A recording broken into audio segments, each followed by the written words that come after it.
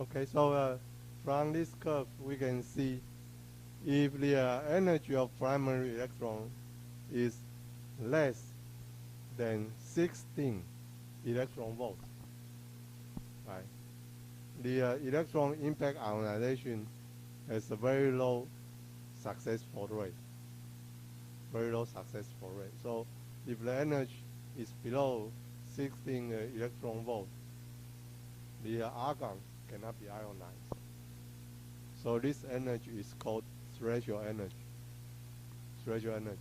So if you want to make an argon plasma, you need an electron, primary electron energy, higher than 15.7 something. Okay. And this from this figure, it is called the threshold energy. Threshold energy. Okay. And if you are familiar with chemistry, sometimes you can call this as the ionization energy. Ionization. Electron impact ionization. So this is related to the ionization energy for atom. So in this figure, here are different noble atoms or noble gases. So for each gas, there's a specified threshold energy. So for example, if you want to ionize helium, right, you need a primary electron with the energy higher than 25 electron volt for helium, and neon, and then argon. So compare the argon with helium. You can find out argon can be ionized easier than helium. Because for helium, one needs a higher energy to start ionized helium. Okay. And you can also compare other noble gases like here, xenon and krypton. Xenon is another important inert gas which can be used in industry, because you can use xenon to generate plasma easily. And the plasma can emit light. So you can make a xenon lamp to emit very bright light.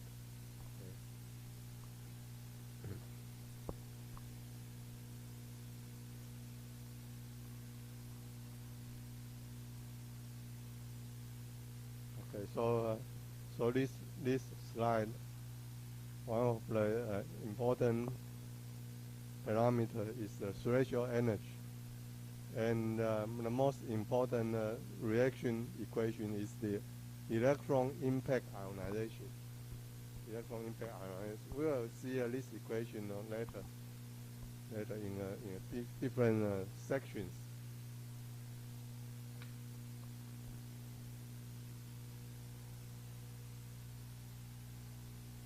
So let's come back to this slide again. So in a typical low temperature plasma generated by electrical discharge, there are different particles inside the plasma, and their energy, right, by using an electron volt or using a Kelvin scale, you can compare neutrons, ions, and electrons. So for electrons, in this case, the temperature of electron is around 20,000 Kelvin. 20,000 Kelvin. And if you convert the temperature to energy, right, in eV scale, their energy is around 2 electron volt. 2 electron volt, okay? So for 2 electron volt of energy of particle, you can convert it to a temperature, it's around 20,000 Kelvin. 20,000 Kelvin, okay? And in the slide I show you yesterday, for the nuclear fusion reaction. So for example, when deuterium, right, bombarded with tritium and form helium, and the neutral, right? And there will be a mass difference between reactants and the product, between reactants and product. And this small or tiny mass difference will convert it to energy by E equal to mc squared. And the energy here is 17.571 mega eV. Mega. It's 1 million, right? 17 times 1 million electron volts. So compared to the energy of the electron in a non-equilibrium plasma,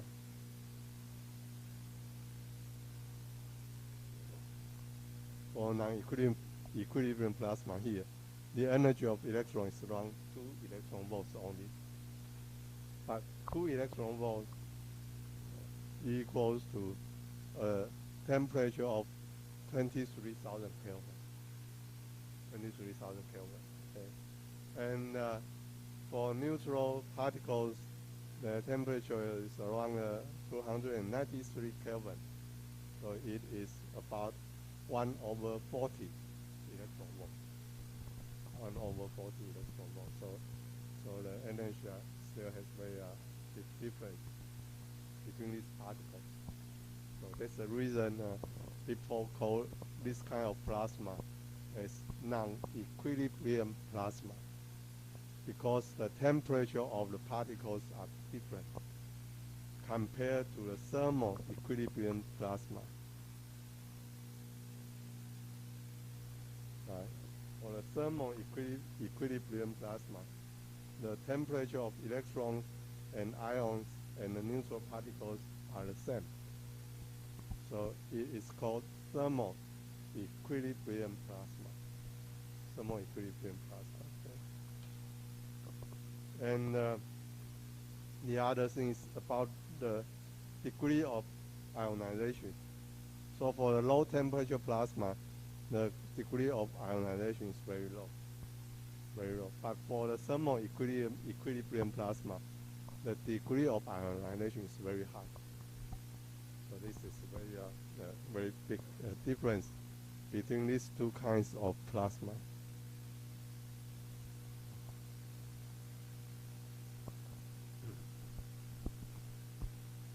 So inside the plasma there are electrons. So here is the electron density, ion density, and the capital N means the neutral species, the density of neutral species. There are different particles in a plasma. Okay. And the degree of ionization is defined by the density of ions divided by the sum of ions and the neutral species. Okay. So before we generate plasma, all these atoms are neutral species. After we generate plasma, the portion of the neutral species become ionized. So the density of ions, and the remain neutral species is N. So if we divide it N sub I by N sub I plus N, we got the degree of ionization, and you can use chi to represent degree of ionization. Okay. N is the density of charge carrier, T is absolute temperature. So for the thermal equilibrium plasma, all these parameters can be correlated. All these parameters can be correlated. Okay.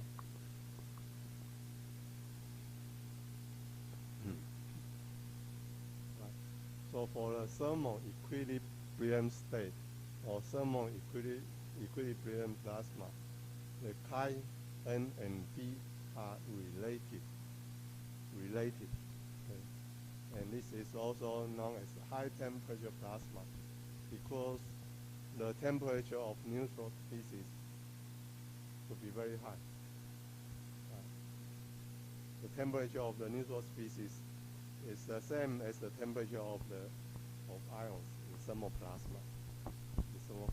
Okay. And for the non-equilibrium plasma, and sometimes we can call this as a low temperature plasma. Okay. We need all these parameters to describe the behavior or property of plasma. All these parameters, so including degree of ionization, right? It could be very low. Here, 10 to minus 10 could be very low, or could be fully ionized. So it depends on your system. You can change a lot. Okay. And also need to know the density of neutral species, right? And temperature of electrons, ions, and gas. Yes.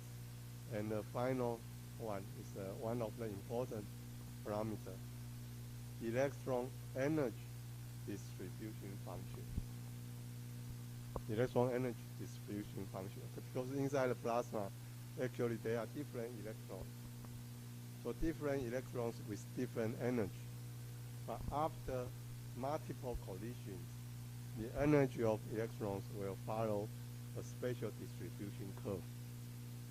If there is no electrical field, and if it is close to the thermal plasma, the curve follows Maxwellian distribution.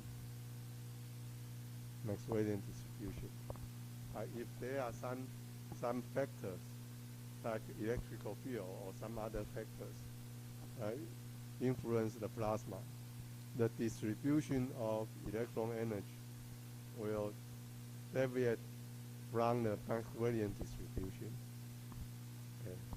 And for the cold non-equilibrium plasma, the temperature of electron is higher than temperature of ions. Actually, it's much higher than temperature of ions. And the temperature of ions and temperature of neutral gases are close. Okay.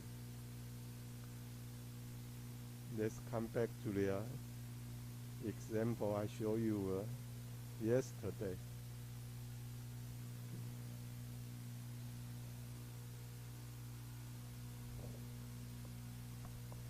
So this picture shows a fusion reactor, plasma fusion reactor.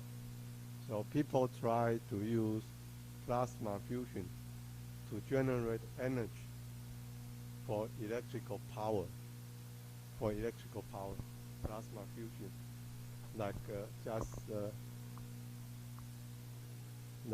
the reaction in the sun. Plasma fusion reaction can generate enormous amount of energy. Okay. So from this picture, you can see once you operate the plasma fusion or nuclear fusion reactor, you can see the plasma all over the place. Okay. And at different location of the system, or different location of this fusion reactor, the plasma parameters are different. And in order to run the system, you have to make special design, because the plasma for the fusion reaction, the plasma has very high energy. Okay. So these high energy particles, when they touch the chamber wall, the plasma will react with chamber wall. So you have to worry about the chemical reactions, and the other one is the energy release from high temperature plasma to chamber. And if you simulate the plasma on the surface of the sun, the corona, corona plasma. The temperature is around 6,000 Kelvin. 6,000 Kelvin. So it is difficult to find a solid material which can withstand 6,000 Kelvin. Yes.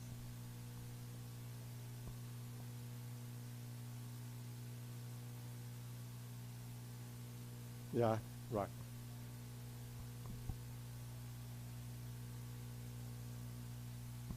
Okay. So people are still trying to solve this problem, and actually there are several labs in United States. I think there's one in Europe, and several labs in United States. So people try to run the fusion reactor. And several years ago, maybe 20, 30 years ago, when I was a student, one of the plasma fusion lab, they let it operate for about 10 milliseconds, and they found out that system generate electrical power. The power can let London, the city, run for half day. But they have to shut down the experiment immediately. Otherwise, the materials will be, erode. Okay.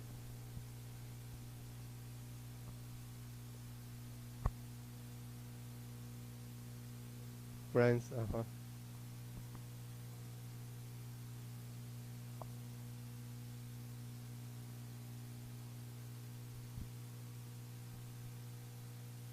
underground, yeah.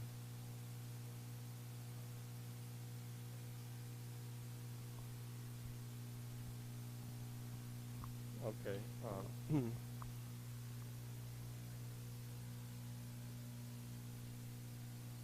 Okay. So this is a plasma chamber system, which can generate different kinds of plasma to simulate the plasma in the reactors. So there are different locations, right? So the plasma density are different. So when you build up the system, you need to use special material as the chamber wall material. So at that time, around 30 years ago, two types of materials have been chosen as the inner wall material. So one is tungsten. Tungsten has a very high melting point, but it still cannot reach 6,000 Kelvin. So that's a problem. Now, the other kind of material is graphite. Graphite can also withstand very high temperature. But both tungsten and graphite still a problem to use for the inner wall material and to let the system run for a long time. And the other thing is that you need to use magnetic field. So here are coils, right? Here are coils to generate very strong magnetic field so that the plasma can be confined a certain space far away from chamber wall. So let the plasma get far away from chamber wall. So just like similar to this figure. So in this figure, the plasma has a highest density near this place. Highest. Right? So one can use magnetic field to confine plasma or repel plasma. So usually people use electrical field and the magnetic field try to confine the plasma. So there's still a very big problem to run a fusion reactor, but people try. try to design the plasma and try the new materials.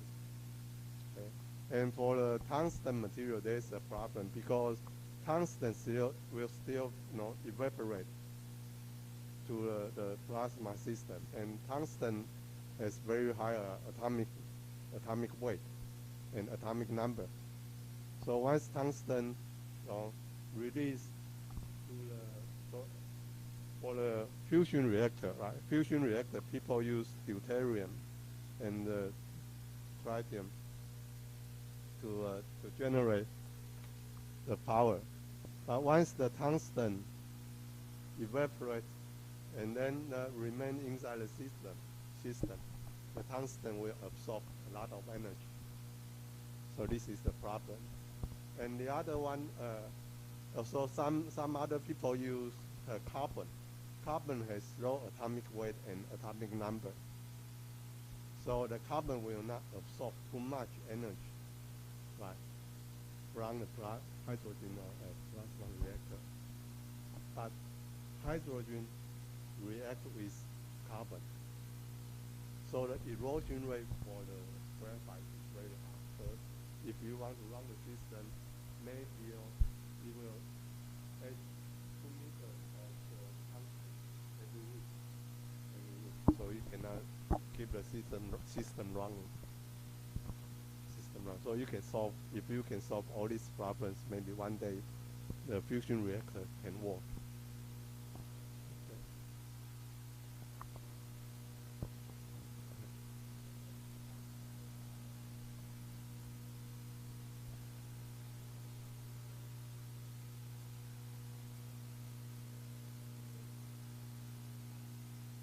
Mm-hmm.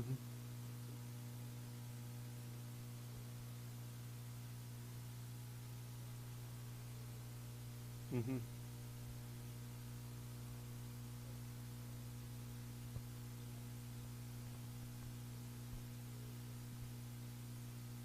Right.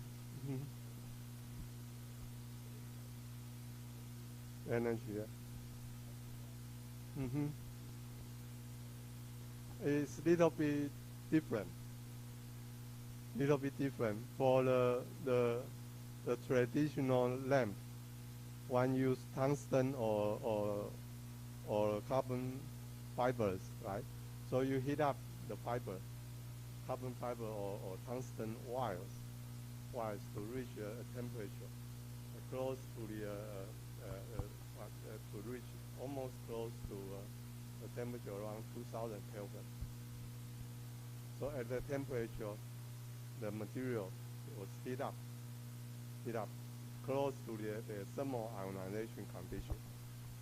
Okay? So that electrons, when they gain energy, they will jump up, but they didn't release to vacuum. They will just transit still inside the material, right? So the electron with high energy and low energy, high energy and low energy. When electron jump from high energy to low energy state, it release energy by photon. And for the plasma, it's little bit different. Yeah, and in our class, right here, we just mentioned the first reaction, electron impact ionization, right? And there are also different kind of reactions. So if an electron collide with the neutral atom, it might also increase the neutral atom to a high energy state, which is called metastable state, right? So the electron is still bonded with the atom, but the electron has high energy state. So later on, the electron fall down to the ground state. So the energy difference will be emitted out. This is called the luminance of plasma. So for different cases, they emit different color of light. Okay. So later on in our class, there's a chapter talking about these reactions, and one of the reactions is called relaxation, from high energy state back to low energy state. from excited state to ground state. Okay.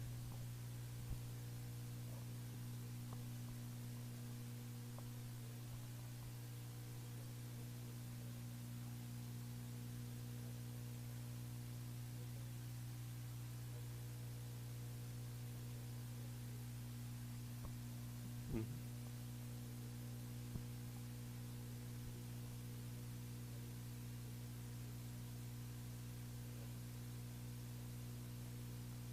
It, right now, it's possible to generate plasma in solution, and it's called electrolyte plasma discharge.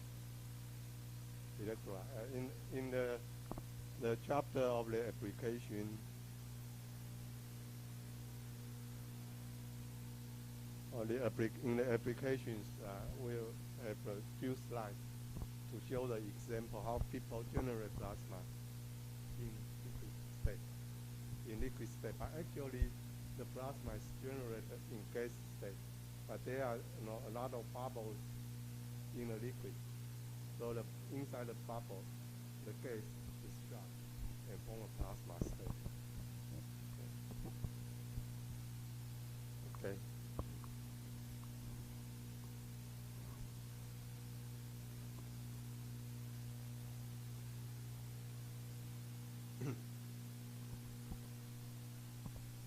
Okay, so right now you have already realized the important parameters in plasma. So the electron temperature, right? One of the most important parameters of the plasma is electron temperature, and then gas temperature. And for thermal equilibrium plasma, right, for the thermal equilibrium plasma, the electron temperature and gas temperature, here should be Tg. Right. Te is almost equal to Tg. This is for thermal equilibrium plasma. But for the non-equilibrium plasma, the electron temperature is much higher than neutral gas temperature. And if we build up a system and run the experiments, so in these experiments you can still use the quartz tube. Right. You can still use the quartz tube as your reactor, as your chamber, and then place two electrodes far away but face to each other, and then apply a DC power. Apply DC power to generate plasma. But as you remember, when I introduced the history of the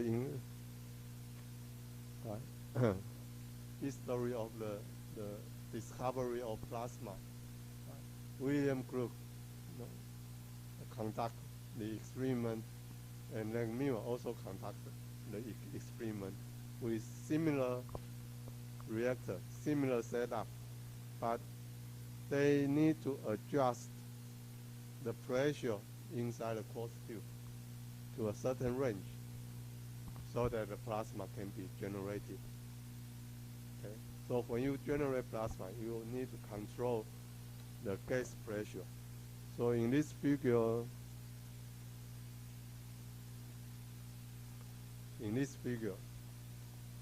the x-axis or the variable is pressure of your reactor, and the y-axis is the temperature. Right here, if you have non-equilibrium plasma, there are two temperatures: electron temperature and gas temperature. If you make thermal equilibrium plasma, electron temperature and gas temperature are almost equal. Right, equal. Okay. So if you build up a system, run the experiment, and then adjust pressure, you can find out at a low pressure region, the plasma is non-equilibrium plasma or cold plasma. So for example, the gas temperature can be only 0.02 eV. And the electron temperature can be 2 electron volts. And 2 electron volts equal to around 20,000 Kelvin. 20,000 Kelvin. Right? For the 0.02 electron volt, the temperature is around less than 3,000 at 300 Kelvin. 300 Kelvin. So in this region, the plasma is cold plasma. But if you use the same system to generate plasma and adjust the pressure, you let the pressure increase, you will find out the gas temperature will keep increasing. And here the scale is in the unit is torr. So 1 atmospheric pressure equals to 760 torr.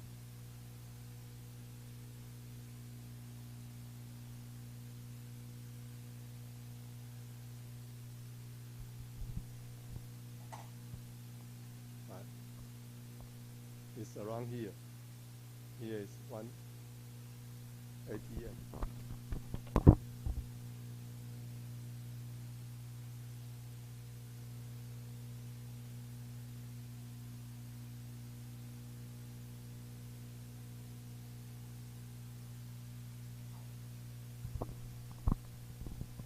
So if you generate plasma, right, just in air, with the pressure of 1 atmospheric pressure, you got thermoplasma. Okay. And if you run the system at a pressure less than 1 torr, you start getting non-equilibrium plasma. And later on, when we come to the chapter of the discharge, we can see that for the RF plasma,